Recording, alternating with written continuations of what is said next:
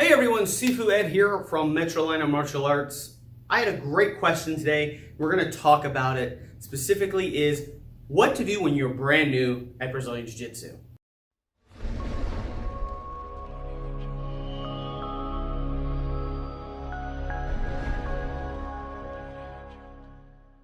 So it's your first couple months at Brazilian Jiu-Jitsu and you have no plan. You're like, what do I do? There's so many new things, so many new techniques, and you're learning stuff in class, but you're never able to apply it while you roll. It's just basically chaos. So how do we fix this? Well, I'm going to give you a couple of different ways to think about how to do this. Most importantly, definitely talk to your coach. Make sure this is a good idea for your type of school structure and things like that. But ideally what you want to do is you want to start focused, okay? Everything's going to be brand new. So when you go to free roll, don't free roll because right now it's just chaos.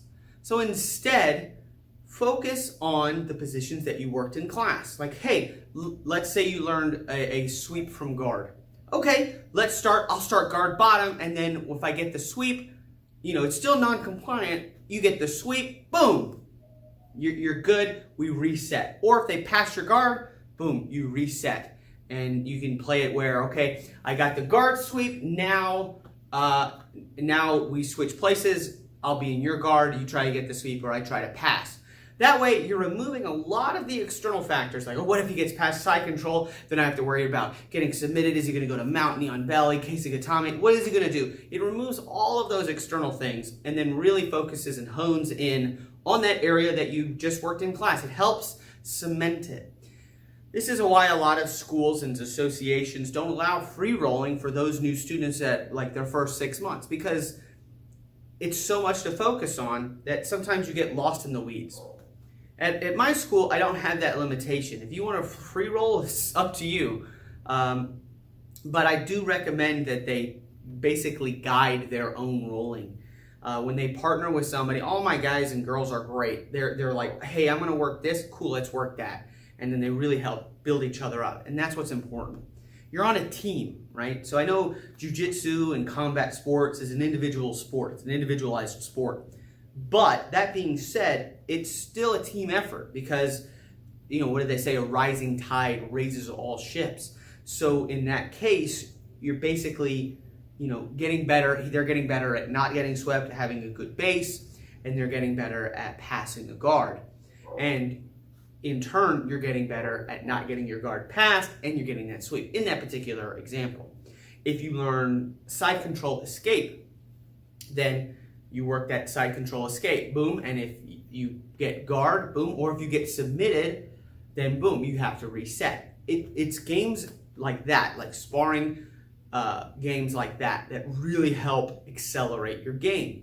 More so than that, it also helps if you add a lot of resistance to get really, really good at that. So when you go back to free rolling, because I still think it's important to free roll, when you go back to free rolling, you're much better at that position because you work for several hours, hopefully cumulatively, on those positions, and now you're just killing it. And again, make sure that's cool with your team. If it's all just like, hey, let's free roll all the time, don't do that stuff, then, deal with it that way. Another good method is to definitely take notes. And your notes don't have to be like absolute, just like novels. It should be kind of succinct where you're like, okay, today Coach Ed taught sweeps from the guard. He taught butterfly sweep, and that butterfly sweep is really hard. And if you want to basically help that along, what you need is not necessarily to write out the full technique, like, okay, left foot here, knee in this position, other foot on this side, hand grabbing lapel, hand here, because those notes become really tedious and hard to read. If you have an artistic side, maybe you could draw some pictures, but ideally you want it to be like, okay, he taught the butterfly sweep, I need more work there. Like notes like that.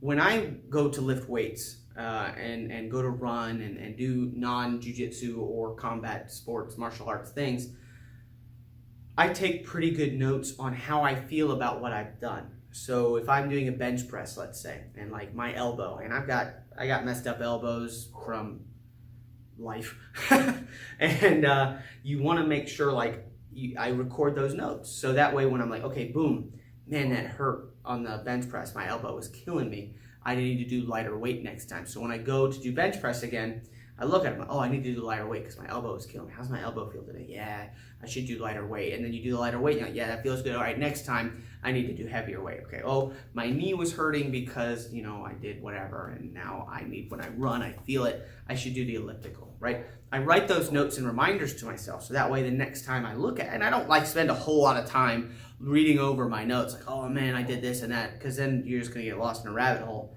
But I do look at it like, man, okay, yeah, I did this. I felt like this when I did that. Oh man, you know, last time I did sweeps, when was that? We did that back in April. You look in April, okay, cool. Oh man, butterfly, I know that one. So you work that sweep, right? That's 2 ways I would recommend for you to help build up your skills as a brand new jiu-jitsu person.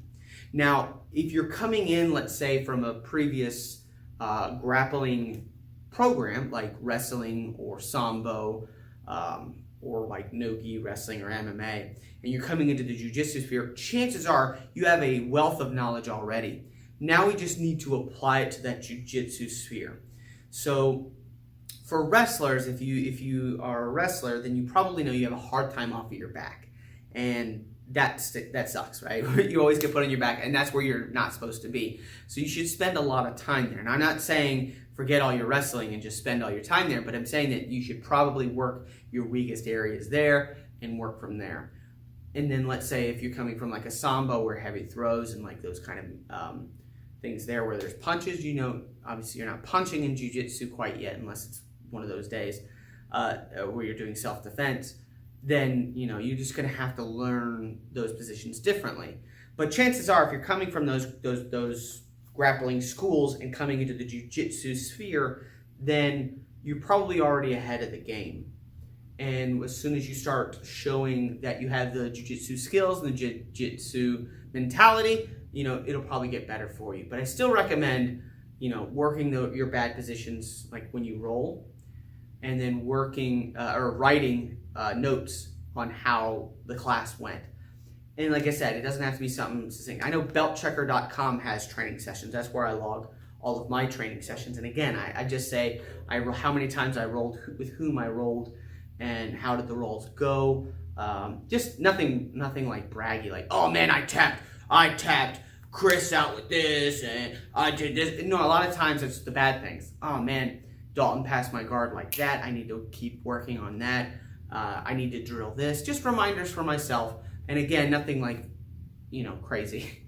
But again, your notes are your notes. If you're that type of person where you need to write a novel, go for it. No one's going to stop you. Just chances are, though, the more you write, the less you're going to go back and reflect and read on that. And that's what you should really be doing. Looking at your notes, like, man, I remember I was having a real hard time with this in August. You read about your August notes, you're like, yep, I was. And now you're better at it come September, October. All right, that's my helpful jiu-jitsu tip for those beginning in jiu-jitsu to help guide you on the path to proficiency. Make sure you leave a comment if this was helpful. Make sure you like this video so that way more people can see it. And make sure you hit the subscribe with that bell button so you may never miss this handsome face. And that being said, guys, party on. See you in the next video.